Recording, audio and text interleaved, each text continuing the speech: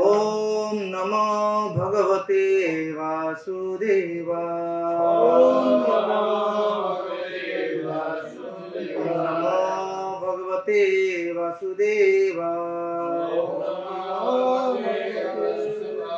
ओम अज्ञानतिमिरान्धस्य ज्ञानाञ्जनशलाकया चक्षुरुन्मीलितं येन तस्मै श्रीगुरुवे नमः।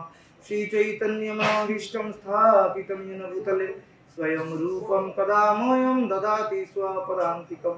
वन्देऽहं श्रीगुरु श्रीयुतपदकमलं श्रीगुरुं वैष्णवांश्च श्रीरूपं साग्रजातं सगण रघुनाथान्वितं तं सजीवं साद्वैतं सावधूतं परिजनसहितं कृष्ण चैतन्यदेवं श्रीराधा कृष्ण पदां सगण ललिता श्रीविशाखान्वितांश्च। हे कृष्ण करुणा सिंधु दीनबन्धु जगत्पते गोपेश गोपिका कांत राधा कांत नमोस्तुते। तप्त कांचन गौरांगी श्रीराधे वृंदावनेश्वरी वृषभानुसुते देवी प्रणमामि हरिप्रिये। नमो महावदन्याय कृष्ण प्रेम प्रदायते कृष्णाय कृष्ण चैतन्य नाम्नि गौरतिसे नमः। जय श्री कृष्ण चैतन्य प्रभु नित्यानंद श्री अद्वैत गदाधर शिवासादि गौर भक्तवृंद। हरे कृष्ण कृष्ण कृष्ण हरे हरे हरे राम राम राम हरे हरे। नारायणं नमस्कृत्यं नरं चैव नरोत्तमं देवीं सरस्वतीं व्यासं ततो जयो मुदीरये। नष्टप्रायेषु भद्रेषु नित्यं भागवत सेवया भागवती उत्तम श्लोके भक्तिर्भवति नैष्टिकी। मुखं करोति वाचालं पंगुं लङ्घयति गिरिं यत्कृपातमं वन्दे परमानन्दमाधवं। श्रीगुरुदिनतारिणं श्रीचैतन्यमीश्वरं तमादिदेव करुणानिधानं तमालवर्णं सुहितावतारम् अपार संसार समुद्र सेतुं भजामहे भागवत स्वरूपम्। हरे कृष्ण।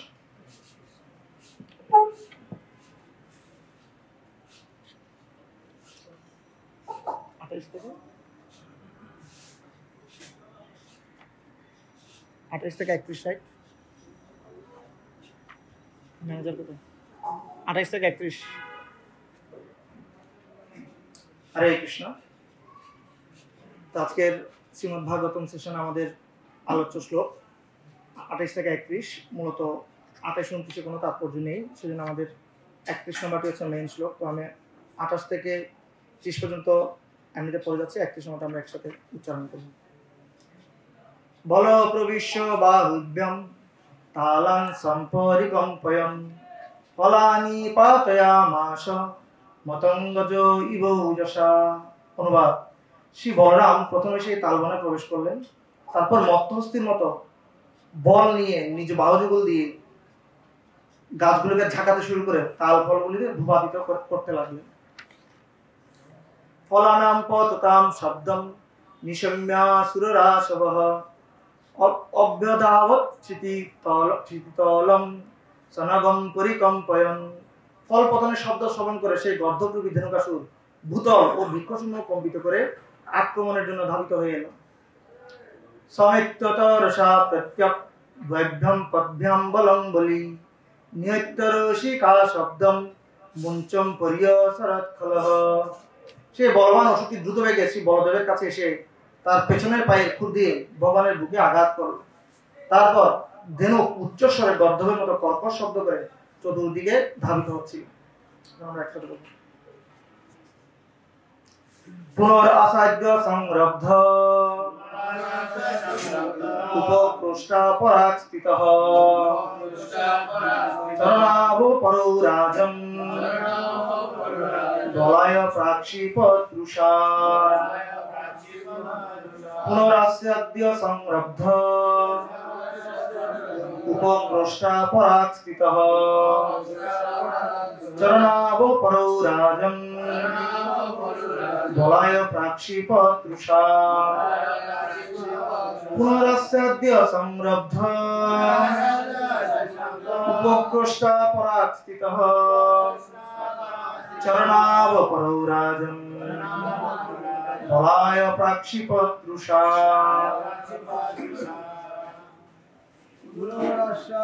সংরব্ধ পরাস্থিত শরণাম করু রাজা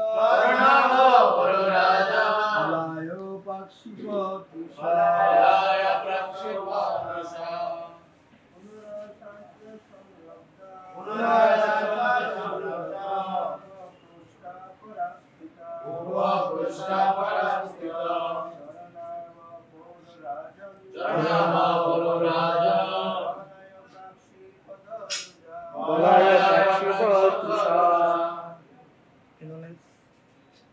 হরে কৃষ্ণ।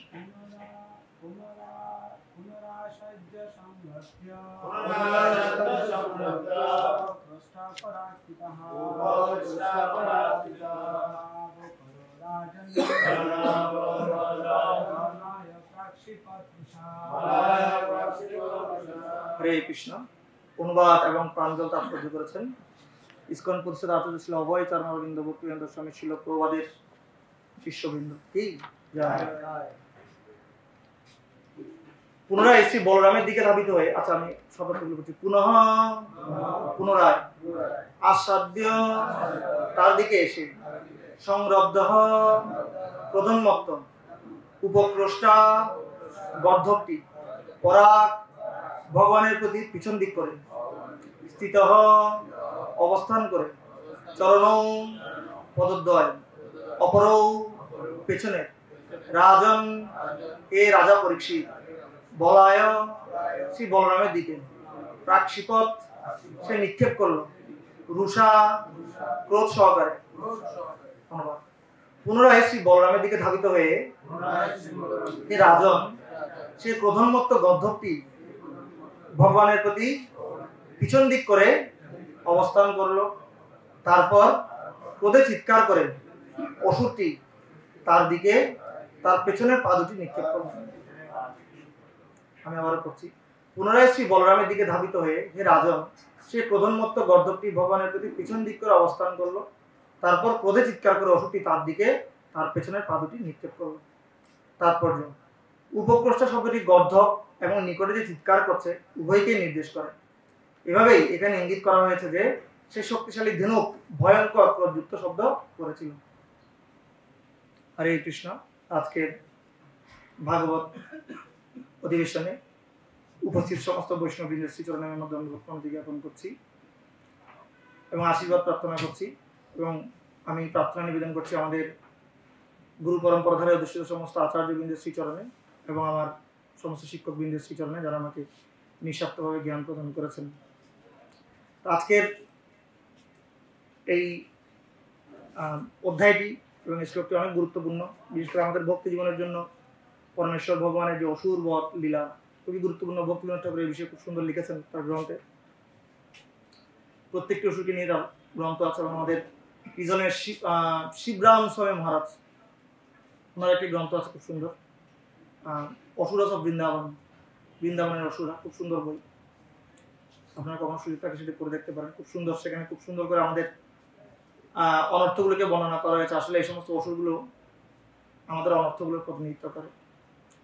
আজকের যে শ্লোকটি এটি আলোচনা করতে গিয়ে আমি যে মঙ্গলাচরণ করলাম, সেখানে মুকম করতি বাচালম পঙ্গুম লঙ্গ ইতি গিরিম ইয়ৎ কৃপা তমহম মন্দির পরমানন্দ মাধবম। অ্যাকচুয়ালি এই শ্লোকটি লিখেছেন শ্রীধর স্বামী, তিনি বিখ্যাত ভাগবত টিকাকার, বিশেষ করে শ্রী চৈতন্য মহাপ্রভু যার টিকা খুব পছন্দ করতেন। শ্রীধর স্বামী এমন ছিলেন, যখন বল্লভাচার্য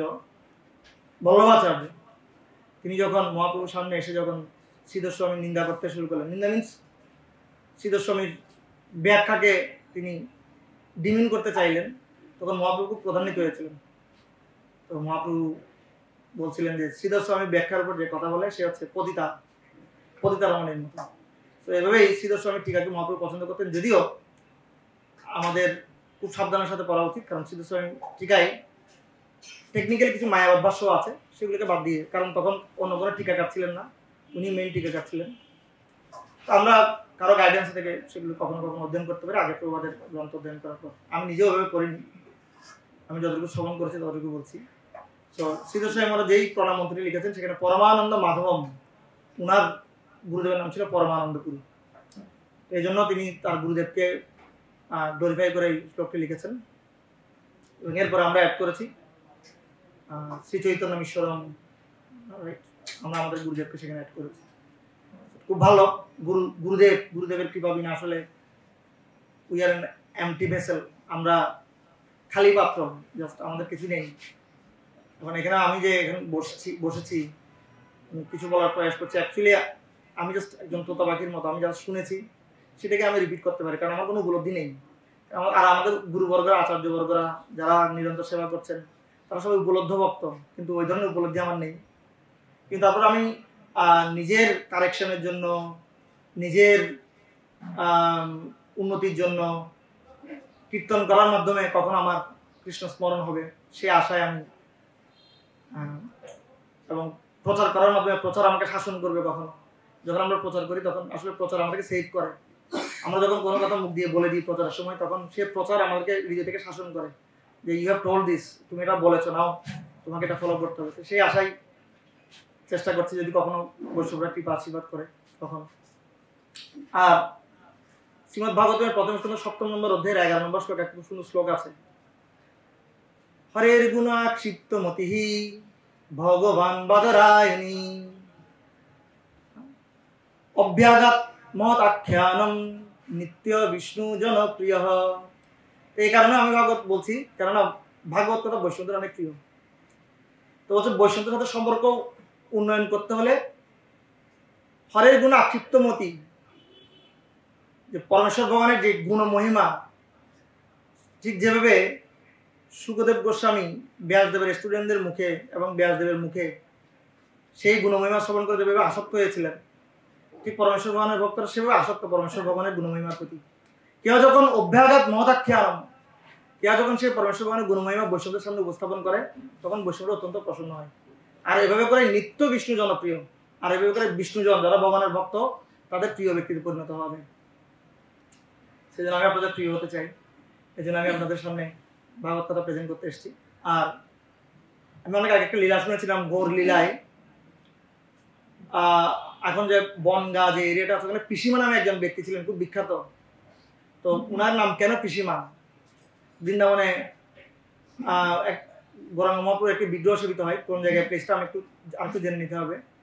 সেই মহাপ্রভু সেই মাতাজিকে পিসিমা বলে ডেকেছিলেন, সম্বোধন করেছিলেন স্বয়ং, যার কারণে পিসিমা বলা হয়। তো সেই পিসিমা একসময় একটা বৈষ্ণব সেবার আয়োজন করেছিলেন, অনেক বিদগ্ধ বৈষ্ণবকে সেখানে নিমন্ত্রণ করা হয়েছিল, অনেক ভালো ভালো প্রসাদের আয়োজন করা হয়েছিল। তিনি বৈষ্ণবকে জিজ্ঞাসা করেছিলেন, আমি কি করলে আপনারা খুব প্রসন্ন হবেন, সেটা আমাদেরকে বলুন।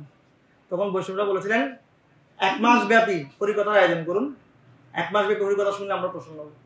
অ্যাকচুয়ালি বৈষ্ণবদের প্রধান খাদ্য হচ্ছে হরিকথা, ফিস্ট।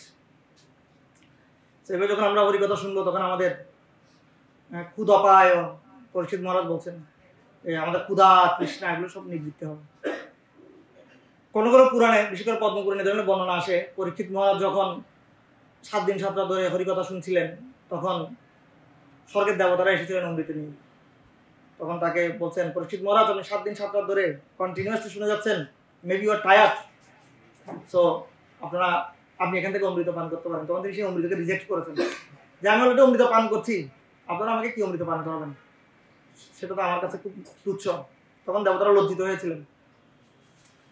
তো সেই জন্য এখানে যারা আছেন সবাই খুব সারঙ্গারাম এবং সারভুক, তো সবাই হচ্ছেন মানে মধুলেহনকারী, ভাগবত মধুলেহনকারী। তো আমি আপনাদের আদর পেতে চাই, এই জন্য আমি ভাগবত কথা নিত্য বিষ্ণু জনপ্রিয়, এই জন্য আপনাদের প্রশ্নতা বিধানের জন্য এখানে ভাগবত কথা বলতে উপস্থিত হয়েছি। তো এই শ্লোকটি খুব ইম্পর্টেন্ট। ধেনুকাসুরকে স্বয়ং ভগবান বলরাম বধ করেছেন। শ্লোকের প্রথম দিকে যদি আমরা তাকে একদম ফার্স্টের দিকে, পরমেশ্বর ভগবান যখন প্রগণ্ড লীলায় প্রবেশ করেছেন। তো ভগবানের 3 ধরনের লীলা আমরা বৃন্দাবন লীলা দেখি, বা ভগবান এরপর ভগবান আর কোনো ট্রান্সফরমেশন আমরা দেখিনি। তো প্রথমে ভগবান ছিলেন শিশু, বাল্যকাল, তাই 1 থেকে 5 বছর পর্যন্ত পরমেশ্বর ভগবানের বাল্যকাল, এরপর 6 থেকে 10 বছর পর্যন্ত প্রগণ্ড, 10 থেকে 15 বছর পর্যন্ত কৈশোর। তো এর আগে পরমেশ্বর ভগবান বৎস চারণ করতেন, গোবৎস, যেগুলো ছোট ছিল সেগুলোকে চারণ করা ভগবানের জন্য অনেক ইজি ছিল। ভগবান যখন 6 বছর হয়ে গেছে, ভগবান নিজেকে কি মনে করছেন, যে আমি হচ্ছে এখন অনেক বড় হয়ে গেছি, আমি এখন গাভীদেরকে চারণ করো। অ্যাকচুয়ালি পরমেশ্বর ভগবান শুধু গাভীদেরকে চারণ করতেন না, শ্লোকগুলো দেখলে আপনারা বুঝতে পারবেন সেখানে পশু শব্দটি উল্লেখ করা হয়েছে। পরমেশ্বর ভগবানের যে গাইপাল ছিল সেখানে অনেকগুলো মহিষও ছিল, বৃন্দাবনে গেলে এখন অনেক মহিষ দেখা যায়। পরমেশ্বর ভগবান ছাগলদেরকেও চারণ করতেন, ভেড়াদেরকেও চারণ করতেন। পরমেশ্বর ভগবান শুধু গাভীদেরকে চারণ করতেন না, বাট পরমেশ্বর ভগবানের বিশেষ অ্যাট্রাকশন ছিল গাভীদের প্রতি, এই জন্য গাভীদেরকে ওখানে বেশি হাইলাইট করা হয়। বাট পশুপালন এখানে বলা হচ্ছে পশুপাল সম্মত হয়, এই জন্য শ্লোকগুলো উল্লেখ করা হয়েছে। মিস পরমেশ্বর ভগবান আরো অনেক পশুদেরকেও তিনি চারণ করতেন, বাট গাভীদের প্রতি তার অ্যাট্রাকশন বেশি ছিল। তিনি যখন এই ধরনের প্রস্তাব করেছেন তার মা রাজি হচ্ছে না, না না তুমি এখনো ছোট বাচ্চা, মাত্র 6 বছর বয়স, তুমি কিভাবে? তো বিশেষ করে গোপাল চম্পুতে বর্ণনা করা হয়েছে পরমেশ্বর ভগবান 6 বছর বয়স হলেও উনি যখন 6 বছর ছিলেন তখন ওনাকে দেখতে 15 বছরের মতো মনে হতো, 10-12 বছর 15 বছরের মতো মনে হতো। ওনার গ্রোথ ভালো ছিল তখন, তো অনেক ম্যাচিউর দেখা যেত পরমেশ্বর ভগবানকে তার বয়সের চাইতো। তো অনেক সময় আমরা পরমেশ্বর ভগবান লীলাগুলো দেখে অবাক হই না যে এত ছোট বাচ্চা কিভাবে। আলটিমেটলি পরমেশ্বর ভগবানের গ্রোথ, তার অ্যাপিয়ারেন্স অনেক ভালো ছিল। তো তখন মা বলছে না না তুমি কিভাবে গাভীদেরকে চারণ করবে, এগুলোকে তুমি কন্ট্রোল করতে পারবে না। বলছে না আমি কিন্তু অনেক কিছু পারি, আমি গোবৎসদেরকে চারণ করছি না ডেইলি, আমি এখন গাভীদেরকে চারণ করতে পারবো। বলছে আরে বেটা, যে ব্যক্তি শুধু বজ্রপাত হলে আমার আঁচলের তলে এসে লুকিয়ে যায়, সে কি গাভীদেরকে কি করবে, চারণ করবে? তখন রূপ গোস্বামী তখন বলছেন আসলে বাৎসল্য রস, মাধুর্য রস, এগুলো এমন রস, তারা পরমেশ্বর ভগবানের সাথে এমনভাবে ডুবে থাকেন, পরমেশ্বর ভগবানকে তারা ভুলে যান। 2 ধরনের ব্যক্তি আছে, এক ধরনের ব্যক্তি হচ্ছে মায়াবাদী, যারা পরমেশ্বর ভগবানের ভগবত্তা স্বীকার করে না, আর এক ধরনের ব্যক্তি হচ্ছে ব্রজবাসী, যারা পরমেশ্বর ভগবানের ভগবত্তা স্বীকার করে না। 2 ধরনের ব্যক্তি ভগবানের ভগবত্তাকে স্বীকার করে না। একটা হচ্ছে যারা খুব মায়াবাদী, ওরা ভগবানের কৃষ্ণ যে ভগবান সেটা বিশ্বাস করতে চায় না, আর ব্রজবাসীরাও কি করতে চায় না, কৃষ্ণ যে ভগবান সেটা বিশ্বাস করতে চায় না। কিন্তু দুটার মধ্যে বিস্তর ফারাক আছে। একদল ঈর্ষাবশত পরমেশ্বর ভগবানের ভগবত্তা স্বীকার করে না, আরেক দল প্রেমের বসে ভগবানকে স্বীকার করে না। তো মা যশোদার ক্ষেত্রে হয়েছে সেরকম, তিনি প্রেমের বসে ভগবানকে স্বীকার করতে চান না, তিনি সবসময় তার প্রিয় লাল্লা কানা হিসেবে তাকে দর্শন করেন। রূপ গোস্বামী বর্ণনা দিচ্ছে যখন জমে যাওয়া ঘিকে যখন ফ্রিজিং করে রাখা হয়, জমে যাওয়া ঘির মধ্যে যদি এক কোণা স্বর্ণ ঢুকিয়ে দেওয়া হয় তাহলে সেই স্বর্ণকে খুঁজে পাওয়া অনেক কঠিন আছে, রাইট? একই কালার প্রায়, তো সেখানে মিক্স করে দিলে স্বর্ণকে খুঁজে পাওয়া অনেক কঠিন। ঠিক একইভাবে পরমেশ্বর ভগবানের যে ভগবত্তা সেটা মাধুর্য রসে, বাৎসল্য রসে এমনভাবে হারিয়ে যায়, তার ভগবত্তাকে সেখানে আর খুঁজে পাওয়া যায় না। বৃন্দাবনে পরমেশ্বর ভগবানের কোনো ভগবত্তা নেই। উগ্রং গিরং লঘু বিষ্ণু পরমেশ্বর ভগবান, এমনিতে উগ্রং গিরং মহাবিষ্ণু। পরিপার্শ্ব প্রভু কি জন্মের রাধাকুন্দ স্বয়ং মহারাজের জয় জগন্নাথ বলদেব সুভদ্রা মহারানী কি জয়, যে রাধা মাধব কি। তো তিনি বর্ণনা করছেন, তিনি ইসকন ইন্টেলিজেন্স বোর্ডেরও খুব ভালো পজিশনে আছেন। তিনি বর্ণনা করছেন যে উগ্রং গিরং মহাবিষ্ণু নয়, বৃন্দাবনে ভগবান হচ্ছেন উগ্রং গিরং লঘু বিষ্ণু, সেখানে কৃষ্ণের কোনো ভগবত্তা নেই। মা যশোদা মেরে মেরে সে ভগবত্তাকে ছুটিয়ে দেয়। সো তুমি কিভাবে সেটা করবে? তখন মা যশোদা সেটা কি করলো, নন্দ মহারাজের কাছে প্রপোজ করলো যে সে কি করবে, গোচারণ করবে বলছে। তো নন্দ মহারাজ তিনি ছিলেন বৃন্দাবনের রাজা, গোপ সমাজের, বাট তিনি বলছেন এই ডিসিশনটা আমি একলা নিতে পারি না, যদিও আমি রাজা কিন্তু এটার জন্য আমার অন্যান্য যারা গোপবৃন্দ আছে তাদের কি লাগবে। তো ফার্স্ট লেসন ফ্রম ধেনুকাসুর বধ, উই ক্যান নট বি, মানে আমরা কি হয়ে যেতে পারি না ফ্যাসিস্ট, যারা শুধুমাত্র নিজেরা ডিসিশন নেয়, অন্যদের ডিসিশনকে প্রাধান্য দেয় না, তাদের যে ম্যানেজমেন্ট সেই ম্যানেজমেন্টকে ফ্যাসিস্ট বলা হয়, স্বৈরাচারত্ব। সো শিল প্রভুপাদ তার ম্যানেজমেন্টে কখনো স্বৈরাচারত্বকে তেমন একটা গুরুত্ব দেননি, এই জন্য তিনি জিবিসি প্রতিষ্ঠা করেছেন তার জীবদ্দশায়, এবং সেখানে সকলের আলোচনাকে তিনি প্রাধান্য দিয়েছেন। এবং নন্দ মহারাজের যেই ম্যানেজমেন্ট সেখানে আমরা দেখি তিনি রাজা হওয়া সত্ত্বেও তিনি একলা সিদ্ধান্ত নিতে পারতেন। সামান্য উনার নিজেরই তো ছেলে, উনার গাভীদেরকে পালন করবে, সেখানে অন্যদের ডিসিশনের কি দরকার? But this is called respect. 3 ধরনের সহিষ্ণুতা আছে, এই 3 ধরনের সহিষ্ণুতাকে সাধকদের জন্য তপস্যা বলা হয়। একটা হচ্ছে বেগ সহিষ্ণুতা, আমাদের যে বেগগুলো বাচ বেগম, মনসক্রুত বেগম, জীব বেগম, উদুরুপস্থ বেগম, এতান বেগান যে বিষয়তে দিল সর্বাম অভিমান পৃথিবী শিষ্য, এই বেগকে যে কন্ট্রোল করতে পারে, সহন করতে পারে, সেই ব্যক্তি পুরো পৃথিবীকে শাসন করতে পারে। আরেকটা হচ্ছে পরম মত সহিষ্ণুতা, ভেরি ইম্পর্টেন্ট। পরম মত সহিষ্ণুতা, অন্যের মতামতকে ইটস নট লাইক দ্যাট যে আপনাকে সবার মতামতকে গ্রহণ করতেই হবে, বাট উই ক্যানট ডিমিন। কেউ যখন মতামত দিচ্ছে আমরা তাকে রিজেক্ট করতে পারি না, আমরা তাকে ডিমিন করতে পারি না। With due respect we can convince him, আমরা তাকে কনভিন্স করতে পারি, আমরা তাকে বোঝাতে পারি। আমাদের এমনভাবে নিজের প্রপোজালগুলোকে এমনভাবে উপস্থাপন করা উচিত যে আমি যদি কারো প্রপোজালকে নিতে না চাই, যাতে করে সেই ব্যক্তি তার অন্তর থেকে কনভিন্সড হয়, ইয়েস উনি যে কথাটা বলেছেন সর্বসম্মতিক্রমের সাথে গৃহীত হয়েছে, সুতরাং এটাকে আমাকে মেনে নিতে হবে। বাট আমরা যখন নিজের মতকে অন্যের উপর চাপিয়ে দিতে চাই, তখন সাধক হিসেবে আমরা আমাদের গুণ হারিয়ে ফেলি। এজন্য আমাদের পরমশ্রেষ্ঠতা প্র্যাকটিস করতে হবে, এটা অনেক বড় তপস্যা। শ্রীমদ ভাগবতম এটাকে অনেক বড় গুণ বলা হয়েছে, পরমশ্রেষ্ঠতা। পরমেশ্বর ভগবান শ্রীকৃষ্ণ স্বয়ং নিজে প্র্যাকটিস করতেন, নন্দ মহারাজ প্র্যাকটিস করতেন। আরেকটা হচ্ছে পর উৎকর্ষ সহিষ্ণুতা। পর উৎকর্ষ সহিষ্ণুতা, অন্যের উৎকর্ষতা, অন্যের অ্যাডভান্সমেন্ট। আমার পরে এসছে কিন্তু অনেক বেশি পপুলার হয়ে যাচ্ছে, বা অনেক বেশি দায়িত্ব পাচ্ছে, আমার সাথে ভক্তি করেছে অনেক বেশি দায়িত্ব পাচ্ছে, আমরা যখন সেটাকে সেলিব্রেট করতে পারবো না, তখন কিন্তু এটা আমাদের ভক্তি জীবনের জন্য বিপদ। So we should practise actually to celebrate other success. অন্যদের সাকসেসকে আমাদের সেলিব্রেট করতে শেখা উচিত। It's a practice, it's an austerity. এটা এমন না যে কালকে সকাল থেকে সেটা হয়ে যাবে, but we can practise little little. ছোট ছোট দিক থেকে আমরা শুরু করতে পারি, নিজেকে মনে করিয়ে দিতে পারি। এই জন্য আমাদের ভক্তিশাস্ত্রী ক্লাসে একদম প্রথমেই শিল প্রভুপাদ মানে মায়াপুর ইনস্টিটিউট থেকে যেই ওরিয়েন্টেশন ক্লাসে যেই স্লাইডগুলো দেখানো হয় ওখানে এই বিষয়টা থাকে যে আমরা সকলে পরমত সহিষ্ণু হব। কারণ কোর্সগুলোর সিস্টেমই হচ্ছে আমরা যাতে আদর্শ ভক্ত হিসেবে নিজেদেরকে পরিণত করতে পারি। আমরা অন্যদেরকে মতামতকে গুরুত্ব দেবো, কাউকে ডিমিন করবো না, এ ধরনের কিছু স্লাইড দেখানো হয় সেখানে। এগুলো খুব ইম্পর্টেন্ট। তো নন্দ মহারাজের ক্ষেত্রে আমরা এই ধরনের বিষয় দেখি। তো যখন সমস্ত পশু পালয় সবাই যখন সম্মতি প্রকাশ করলেন, তখন কৃষ্ণ খুব খুশি। ইয়া ঘুরবে, আমি এখন কি করব, আমি এখন পশুপালন করতে যাব। খুব আনন্দিত। এবং পরমেশ্বর ভগবান তার কাদেরকে নিয়ে, তার বন্ধুদেরকে নিয়ে, তার সখাদেরকে নিয়ে তিনি পশুপালন করতে বের হলেন। এখানে প্রথম শ্লোকে বৃন্দাবনকে পবিত্র ধাম বলা হয়েছে। বৃন্দাবন অতি পবিত্র ধাম। বৃন্দাবন রম্য স্থান দিব্য চিন্তামণি ধাম ধাম রতন মন্দির মনোহর। বৃন্দাবন খুব দিব্য, খুব পবিত্র, শুধু একটা কারণে, সেটা হচ্ছে পরমেশ্বর ভগবানের চরণের চিহ্ন সেখানে আছে বিদায়। এই শ্লোকে বলা হয়েছে একদম প্রথম শ্লোকে।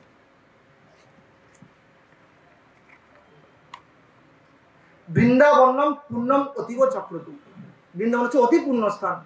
তারপরে শিল প্রভাত বলছেন বৃন্দাবন অতি পূর্ণ স্থানের জন্য, কেননা বৃন্দাবনে পরমেশ্বর ভগবানের চরণ চিহ্ন সর্বদাই উপস্থিত, এখন উপস্থিত। কোন কোন ভাগ্যবান দেখিবারে পায়। কেন পরমেশ্বর ভগবানের চরণ চিহ্ন এত মাহাত্মপূর্ণ?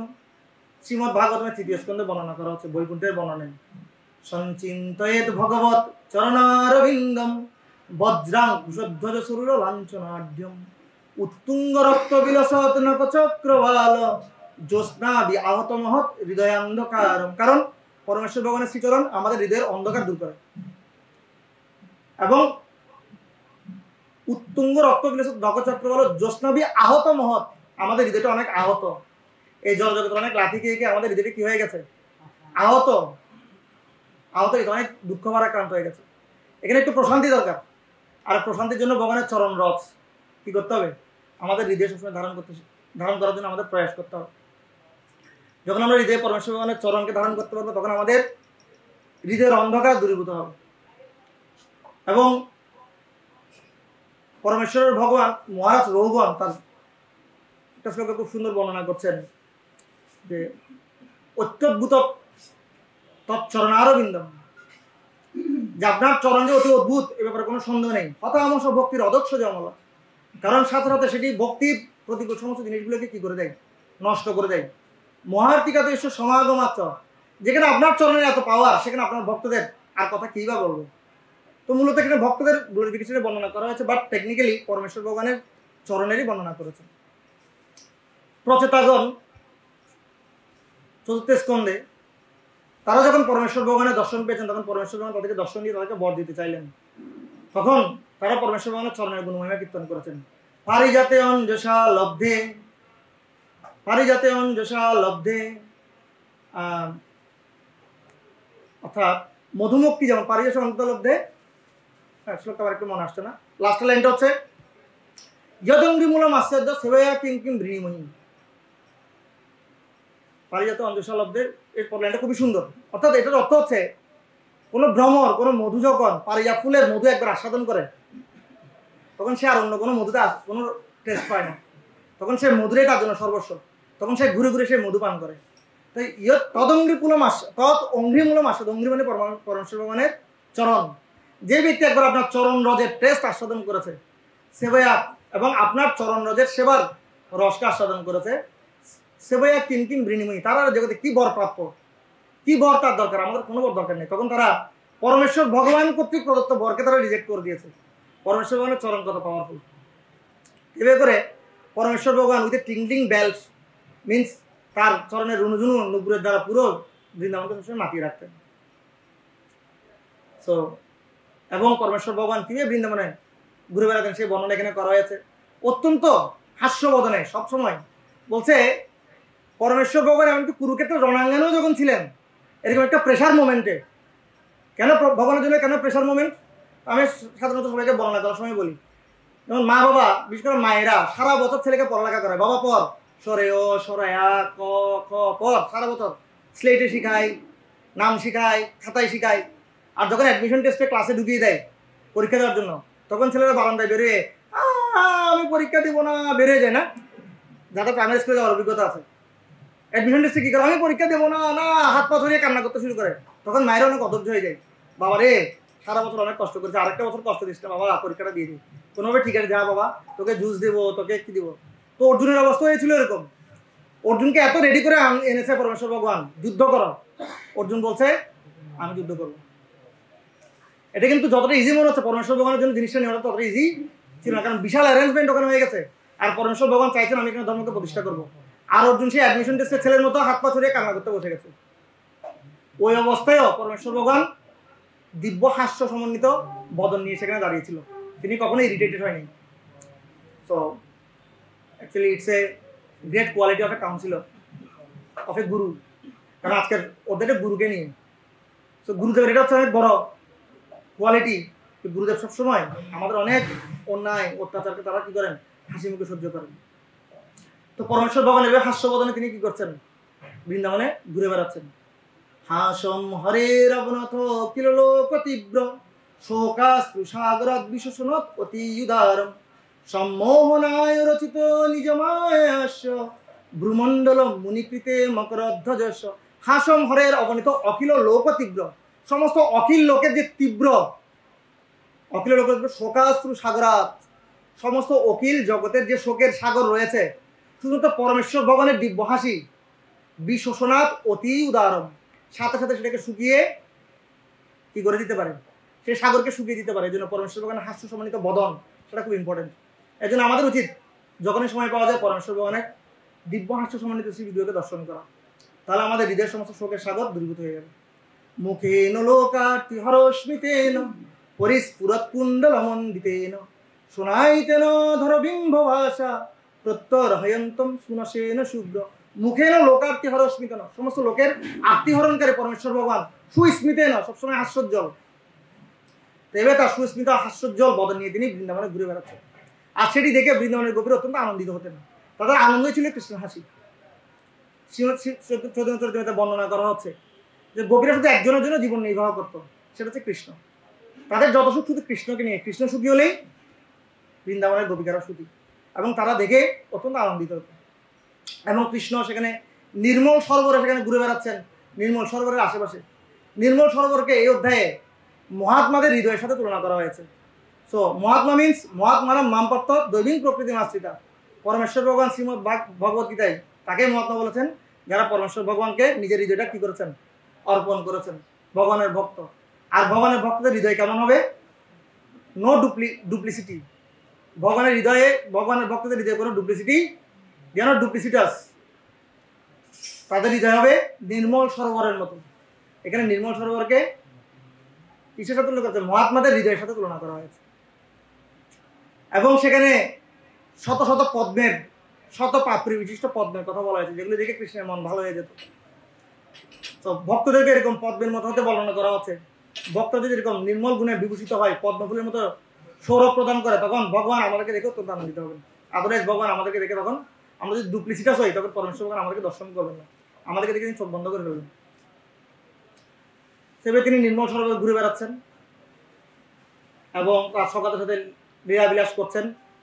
বরহাপীরম নটবর বপুম কর্ণয় কর্ণিকারম বিভ্রাত বাস কনক কপিশম বৈজয়ন্তী চ মালম রন্ধ্রান বেনুর অধর সুধায়াম পূরয়ন গোপবৃন্দৈ বৃন্দারণ্যম সপদরমনম প্রাবিশত গীত কীর্তি।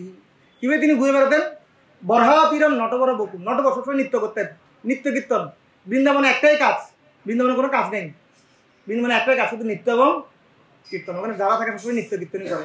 এখন কার্তিক মাস বৃন্দাবনে গেলে দেখবেন যেখানে যাবেন সেখানেই শুধু নৃত্য কীর্তন চলছে, আর প্রসাদ ফ্রি। যেখানে যাবেন সেখানেই প্রসাদ, সেখানে প্রসাদ পাওয়ার জন্য বেশি পরিশ্রমের দরকার হয় না, রাইট? তো বৃন্দাবন হচ্ছে চিন্ময় জগৎ, ভৌম বৃন্দাবন। এই বৃন্দাবন এই জগতের অন্তর্ভুক্ত নয়। পৃথিবী প্রলয় হয়ে গেলে বৃন্দাবন কখনো প্রলয় হয় না, চিন্ময়। এই কার্তিক মাসে সবাই সেখানে সাধন বোধন করছে, নৃত্য করছে, কীর্তন করছে। হ্যাঁ, সারাদিন 24 ঘন্টা মানুষ এটাতেই ব্যস্ত, আর ভগবানকে দর্শন করছে। তো এভাবে করে তিনি এবং বৈজয়ন্তী মালা তিনি ধারণ করছেন হাঁটু পর্যন্ত, 5 প্রকার ফুলের মালা। এবং কর্ণয় কর্ণিকারম, কৃষ্ণ এত চঞ্চল, একটা কানের মধ্যে একটা ফুল বেশিক্ষণ রাখতে পারে না, কিছুক্ষণ এখানে দেখ, কিছুক্ষণ এখানে, কিছুক্ষণ এখানে, কিছুক্ষণ এখানে, এত চঞ্চল কৃষ্ণ, খুবই চঞ্চল। তবে তিনি এবং বিভিন্ন পশু পাখিদের গানকে তিনি কি করছেন, নকল করছেন। কৃষ্ণ সবার ভাষা বুঝতেন, তার সমীপবর্তী হয়ে সকল গোপ বালকেরা এভাবে করছে। এভাবে করতে করতে তারা একসময় তালবনে এসে উপস্থিত হলো। আর তালবনে এসে উপস্থিত তার সকারা কি করলো, তাকে আবেদন করলো যে এখানে সুন্দর সুন্দর অনেক তাল আছে, মিষ্টি মিষ্টি তাল, সেগুলো আমরা খেতে চাই। কিন্তু সেখানে একটা অসুর আছে যে তাল কাউকে খেতে দেয় না। তো কিন্তু আমরা চাই তোমরা দুজন মিলে সে তাল আমাদেরকে খাওয়া, রাইট? তালবন। অ্যাকচুয়ালি গোপবালকদের তাল খাওয়ার কোনো ইচ্ছাই ছিল না, আচার্যরা বর্ণনা করছেন। তারা চাইছিল কৃষ্ণ আর বলরাম সেগুলো আস্বাদন করুক। কিন্তু কারো কিছু খেতে চাইলে নিজের খেতে চাচ্ছে, সেটা বলাটা একটু সদাচারের মধ্যে পড়ে না, এই জন্য একটু ঘুরিয়ে বলতে হয়। ঠিক আছে, প্রভুকে দেন, প্রভুকে দেন, ঠিক আছে, প্রভুকে দেন মানে প্রভু কারো আমাকে একটু দেন, দিস ইজ সদাচার। ঠিক আছে, প্রভু গেলে তখন আমার পাতে একটু করে পড়বে। সেভাবে করে তারাও কৃষ্ণকে, এবং তারা চাইছিলেন যে কৃষ্ণ যেন ধেনুকাসুরকে বধ করেন। ধেনুকাসুরের লীলা থেকে এখানে একটা শিক্ষা আছে। ধেনুকাসুরের অনেক বেশি পজিটিভ পাওয়ার ছিল, কোনো কিছু ধরে রাখার প্রচেষ্টা। দেখুন এখানে যে তাল বৃক্ষগুলো ছিল, ওগুলো কি ধেনুকাসুর লাগিয়েছিল? সেগুলো জল ধেনুকাসুর দিয়েছিল? কোনো কিছু ধেনুকাসুরের ছিল? তাকে কংস নিযুক্ত করেছে সেখানে, বাট সে তার সেই সেন্টারটাকে নিজের মনে করছে, তার প্রজেক্টটাকে নিজের মনে করছে, এবং সেই ফলটাকে কাউকে খেতে দিচ্ছে না, কাউকে ঢুকতেও দিচ্ছে না, সেন্টারে কাউকে ইনভাইট করছে না মিষ্টি ফলগুলো খাওয়ার জন্য। তার ভয় যদি সবগুলো ফল সবাই নিয়ে চলে যায়, হয়তো একটা দুটা খাবে, কিন্তু সবগুলো ফল তো সবাই নিয়ে চলে যাবে না, রাইট? পজিটিভ পাওয়ার, এই পজিটিভ পাওয়ার আশা করতে গিয়ে ফ্রম ফলস ইগো, যে মিষ্টি মিষ্টি ফলগুলো গাছে ঝুলছে লাল লাল টসটসে, এগুলো সবগুলো ফলস ইগো। আর বলরাম তিনি হচ্ছেন গুরুদেবের আদর্শ প্রতিনিধি, আদিগুরু। কৃষ্ণ কেন বলরামকে দিয়ে বধ করেছেন? কারণ কখনো কখনো কৃষ্ণ এবং গুরুদেব সবসময় একই সাথে সেবিত হন, সাক্ষাৎ হরিত্যান সমস্ত শাস্ত্রই। কৃষ্ণ সাধারণত যারা খুব পতিত, কৃষ্ণ তাদেরকে কারেকশন করার দায়িত্ব তিনি নিজ হাতে নেন না, তিনি গুরুদেবকে দিয়ে কারেকশন করেন। এই জন্য তিনি বলদেবকে এই কার্যটা দিয়েছেন, তুমি করো। এই জন্য গুরুদেবের একটা বিশাল কার্য। আমাদের মধ্যে যে ফল সিগো আছে, বলরাম দেবের ঝাঁকুনি দিয়ে সেই ফল সিগোগুলোকে ফেলে দিয়েছেন গাছ থেকে। ঠিক গুরুদেবও, আমরা যখন গুরুদেবের সমীপবর্তী হব, গুরুদেব এভাবে ঝাঁকুনি দিয়ে আমাদের সমস্ত ফল সিগোগুলো নষ্ট করে দিবে, ধূলিসাৎ করে দিবে। এবার বলরাম তিনি কি করলেন? তিনি যখন এভাবে ঝাঁকুনি দিয়ে সমস্ত ফলগুলো ফেলে দিলেন, তখন ধেনুকাসুর অত্যন্ত ক্রোধান্বিত হলেন, আর সে অনেক চিৎকার করতে করতে সেখানে আগত হলেন। ধেনুকাসুর নিজেকে মনে করতেন আমি হচ্ছে অপূর্বম, আমি হচ্ছি অপূর্ব। হ্যাঁ, গাধা কিভাবে অপূর্ব হয়? গাধা তো অপূর্ব বিষয় নয়, কিন্তু নিজেকে কি মনে করছে? অপূর্ব, ফলসিগো, দম্ভ। তো ধেনুকাসুর হচ্ছে দম্ভের বহিঃপ্রকাশ এবং ডুপ্লিসিটাস, অর্থাৎ কূট বুদ্ধির পরিচায়ক। এই জন্য সে কি করেছে? সামনের পা দিয়ে না মেরে পিছনের পা দিয়ে মেরেছে, নিজেকে অনেক বুদ্ধিমান মনে করছে।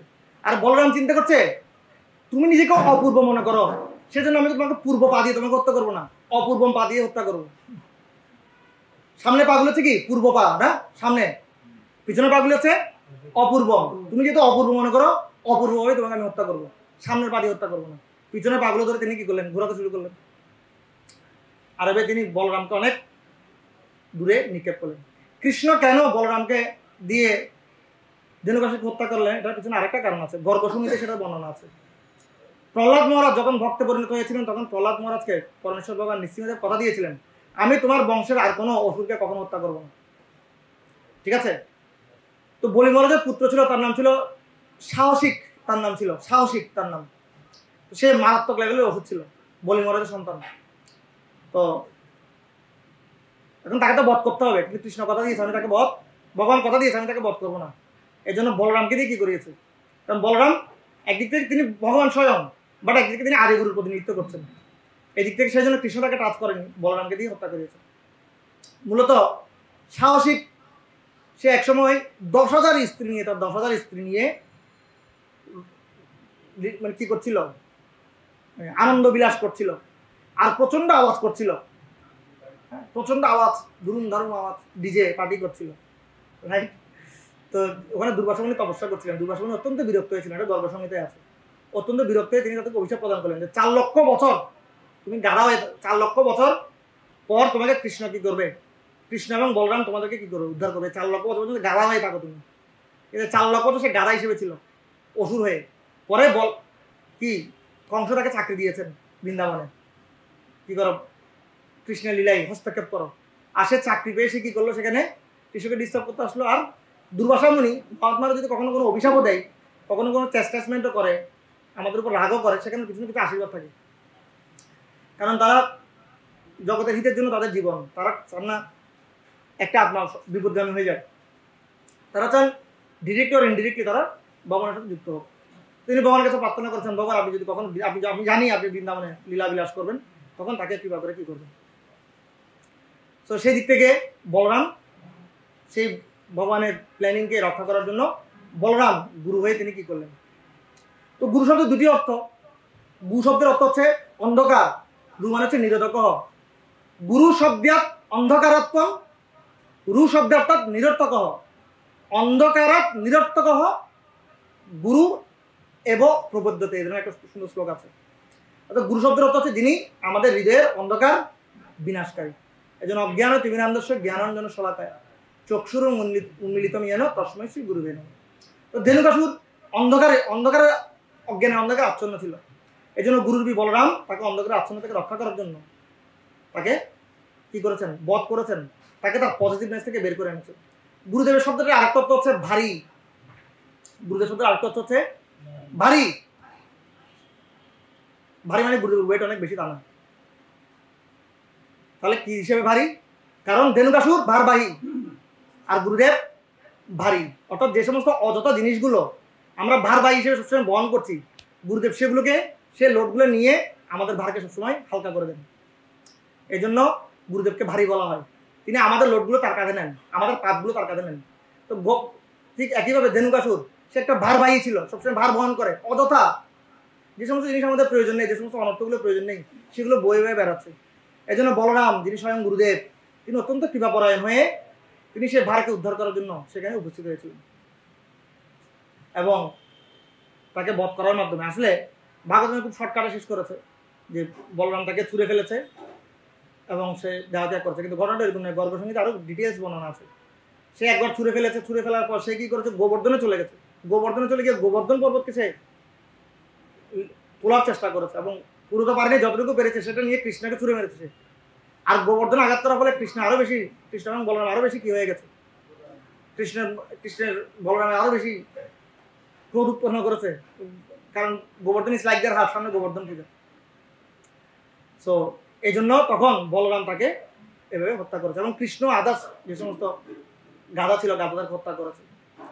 খুব সুন্দর আসলে ভগবানের যে সমস্ত লীলাগুলো, সে সমস্ত লীলাগুলো অত্যন্ত ডিপ এবং সেগুলোর পেছনে অনেক, যেমন দামোদর লীলা এবং আদার্স যে সমস্ত লীলাগুলো সেগুলো খুব ডিপ এবং সেগুলো নিয়ে অনেক আচার্যবৃন্দরা লিখেছেন। যেমন আমি সম্প্রতি একটা লেকচার শুনছিলাম, দামোদর লীলা বাই তাৎপর্য। হরিসুরি তিনি ছিলেন অষ্টাদশ শতাব্দীতে, তার জন্ম হয়েছিল। তিনি শ্রী চৈতন্য মহাপ্রভুর মন্ত্র শিষ্য তুকারামের শিষ্য। তো এই হরিসুরি তিনি একটি ব্রত পালন করেছেন 12 বছর ধরে। তিনি 12 বছর ধরে প্রতিদিন 12 অধ্যায় করে ভাগবতম পাঠ করতেন গায়ত্রী এবং জপাদি করার পর, এবং তিনি প্রতিদিন গোসেবা করতেন এবং গোসেবা করার পরে তিনি প্রথম অন্ন বা খাবার গ্রহণ করতেন। এবার 12 বছর তপস্যা করার পর একদিন গোশালায় তিনি কৃষ্ণকে ঝলক দর্শন লাভ করেন, রাইট? এবং কৃষ্ণ তার সামনে আবির্ভূত হন এবং কৃষ্ণ তাকে অর্ভক বলে সম্বোধন করেন, হে অর্ভক, হে আমার প্রিয় পুত্র। এর আগে তার নাম ছিল হরিবাবা শাস্ত্রী। তখন কৃষ্ণ তাকে বললেন, আমি তোমার উপর অত্যন্ত প্রসন্ন, তুমি কি করো, আমার দশম স্কন্ধে যে সমস্ত লীলাগুলো আছে সেগুলো অনেক ডিপ লীলাগুলো, সেই ডিপ মিনিংগুলো তুমি প্রকাশ করো, ঠিক আছে? আমি তোমার হৃদয় থেকে তোমাকে অনুপ্রেরণা দেবো, তুমি শুধু কলমটা ধরো, আমি তোমার কাছে করে রিভিল করবো, দিব্য জ্ঞান হৃদয় প্রকাশিত করবো, তুমি সেগুলোকে বর্ণনা করো। তো এবং আজকে থেকে আমি তোমাকে নতুন একটা টাইটেল দিলাম, তোমার নাম হচ্ছে আজ থেকে হরিসুরি। সুরি মানে হচ্ছে অত্যন্ত বুদ্ধিমান, ঠিক আছে? অত্যন্ত বুদ্ধিমান, তখন তার নাম হয়ে গেল হরিসুরি। এবং তিনি তখন ভাগবতম দশম স্কন্ধে সুন্দর টিকা প্রদান করলেন, একমাত্র টিকা যেটা পদ্ম আকারে করা হয়েছে। সো সেই টিকার নাম হচ্ছে ভক্তি রসায়ন।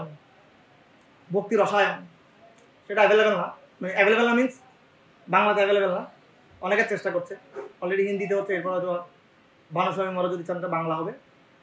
এটার উপর রাধা গোবিন্দ স্বামী মহারাজের প্রিয় শিষ্য হরিবাস খুব সুন্দর ক্লাস আছে, আপনারা তাহলে শুনতে পারেন, ভেরি ডিপ। হ্যাঁ, মানে এই শিক্ষাগুলো ভক্তদের জন্য, এটা অন্যরা আস্বাদন করতে একটু কষ্ট হবে, কিন্তু ভক্তরা খুব আস্বাদন করবে, খুব ডিপ তত্ত্ব, ইউটিউবে সার্চ দিলে পাবেন, খুব সুন্দর। তো আমি তখন একটা জিনিস ফিল করলাম যে ভগবানের যে সমস্ত লীলা সেগুলো কত অথেন্টিক এবং আমাদের জন্য কত গুরুত্বপূর্ণ, যেগুলোকে রিভিল করার জন্য পরমেশ্বর ভগবান আবার তার ভক্তদের মাধ্যমে তিনি কি করছেন, আমাদেরকে সেগুলো আমাদের সঙ্গে উপস্থাপন করছেন। এই জন্য আমাদের সবসময় এই লীলাগুলোকে সবসময় অবগাহন করা উচিত। এবং আচার্যদের শ্রীমুখ থেকে হরিপ্রসাদকে একজন কোশ্চেন করেছিল, আচার্যদের টিকাগুলো আমরা করতে পারি কিনা? বলছে আমরা নিজস্ব, নট সেলফ স্টাডি, আমাদের নিজস্ব ইচ্ছা যদি আমরা আচার্যদের টিকা পড়ি আমরা বিভ্রান্ত হতে পারি। একজন উন্নত ভক্তের আন্ডারে থেকে এই সমস্ত লীলাগুলো আমাদের অধ্যয়ন করা উচিত। সেজন্য আমাদের প্রার্থনা করা উচিত আমরা যেন আমাদের লাইফে এরকম কোনো টিচার পাই, যিনি অনেক উন্নত ভক্ত ভাগবতের লীলাগুলো উনি প্রকৃতপক্ষে বোঝেন, তার আন্ডার থেকে আমরা লীলাগুলোকে আস্বাদন করতে পারি। তখন আসলে লীলাগুলো আমরা এত ডুবে যাবো, তখন পৃথিবীর অন্য কিছুর জন্য আমাদের কোনো সময় থাকবে না। অ্যাকচুয়ালি স্পেশালি আমি তো অনেক সময় ওয়েস্ট করি, এখনও জগৎ বিষয়ের প্রতি আমার অনেক কি আছে, অনেক আগ্রহ আছে, কিন্তু আসলে ভাগবত কথা এত সুন্দর, সবসময় আমি আপনার কাছে আশীর্বাদ প্রার্থনা করি যেন আমার এই ভাগবত কথা, ভাগবত রস, এ সমস্ত লীলা, পাস টাইম, এগুলোর প্রতি আমার অনেক আসক্তি জন্মায় এবং আমি জগৎকে ভুলে যাই, ঠিক আছে? এবং সবসময় এটার মধ্যে ডুবে থাকি। জয় জগৎগুরু শিল প্রভুপাদ কি, প্রেমিতায় গো সীতানাথ প্রেমানন্দে। কারো কোনো প্রশ্ন আছে? প্রশ্ন, কমেন্ট, সাজেশন, কারেকশন?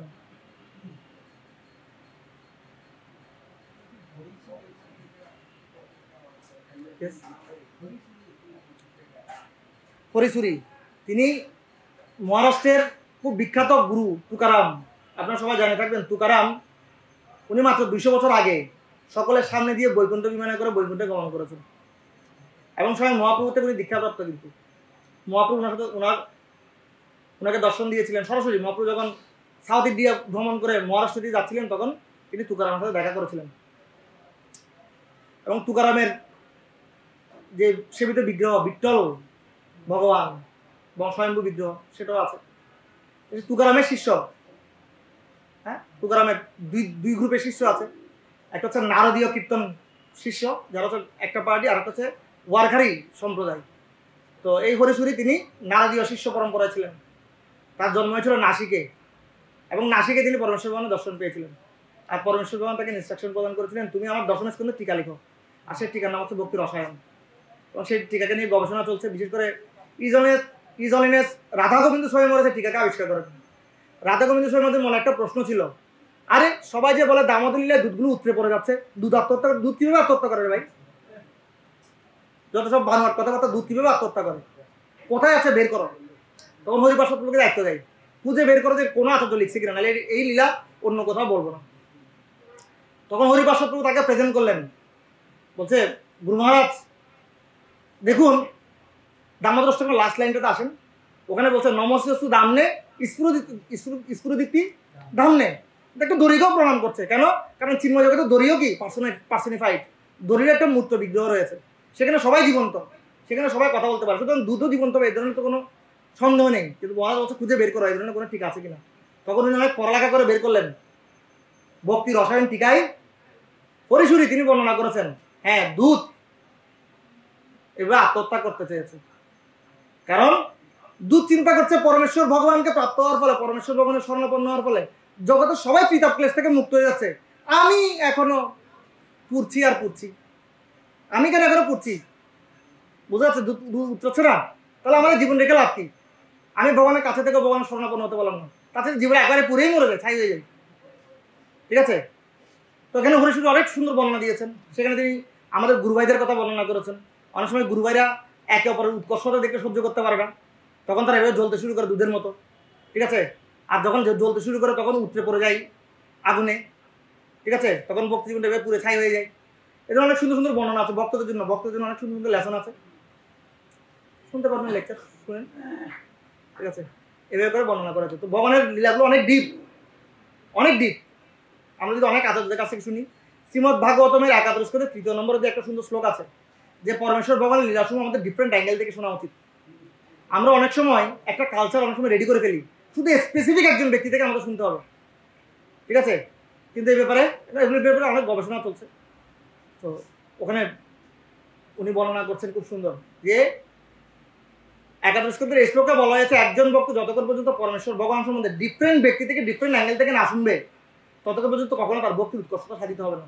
এই জন্যই আমাদের প্রতিদিন ভাগবতম ক্লাস কিভাবে লেসন দিচ্ছে, কেন প্রতিদিন ভাগবতম ক্লাসে বক্তা চেঞ্জ হচ্ছে, এক একজন ব্যক্তি একই লীলা এক এক অ্যাঙ্গেল থেকে বর্ণনা করছে, আর আমি ওখানে ডিফারেন্ট অ্যাঙ্গেল থেকে শোনার পরে আমাদের শরীরের হৃদয়ের কোনায় কোনায় ডিফারেন্ট অ্যাঙ্গেলে যে সমস্ত রোগগুলো আছে সে সমস্ত রোগগুলো ডেলি ট্রিটমেন্ট হবে এবং আমাদের অনর্থগুলো আস্তে আস্তে দূরীভূত হবে। হরে কৃষ্ণ, থ্যাংক ইউ। আমার কথা যদি কেউ কষ্ট পেয়ে থাকেন বা কোনো ভুল ভ্রান্তি আমি করে থাকি বা আমার কোনো যদি অপরিপক্কতা থাকে, আমাকে আপনাদের কনিষ্ঠ ভ্রাতা মনে করে, আপনাদের স্টুডেন্ট মনে করে, আমি এখন আসলে ভাগবতের স্টুডেন্ট, আমার কোনো উপলব্ধি নেই, আমি শেখার চেষ্টা করছি ভাগবত। পাশাপাশি আমার অন্যতম শিক্ষাগুরু হিজ গ্রেস গৌরাঙ্গ দর্শন প্রভু, তিনি পার্সোনালি আমাকে বলেছেন যে after going Bangladesh please preach Bhagavatam, তুমি যা পড়েছো সেটা ক্লাস সেটা শেয়ার করো ওদের সাথে, তাহলে তোমার অনেকদিন মনে থাকবে, নাহলে ভুলে যাবে। তা আসলে আমি জাস্ট নিজের মনে থাকার জন্য, নিজের প্র্যাকটিস থাকার জন্য এগুলো জাস্ট প্র্যাকটিস করছি, যেগুলো আমার কাছ থেকে শুনেছি, দ্যাটস ইট। যদি আমার কোনো ভুল ভ্রান্তি থাকে ক্ষমা করবেন। হরে কৃষ্ণ। জয় জয় জগৎগুরু শিল প্রভুপাদ কি জয়, নিতাই গৌর সীতানাথ প্রেমানন্দে। হরে কৃষ্ণ, হরে কৃষ্ণ, হরে কৃষ্ণ, হরে কৃষ্ণ, হরে কৃষ্ণ, হরে কৃষ্ণ।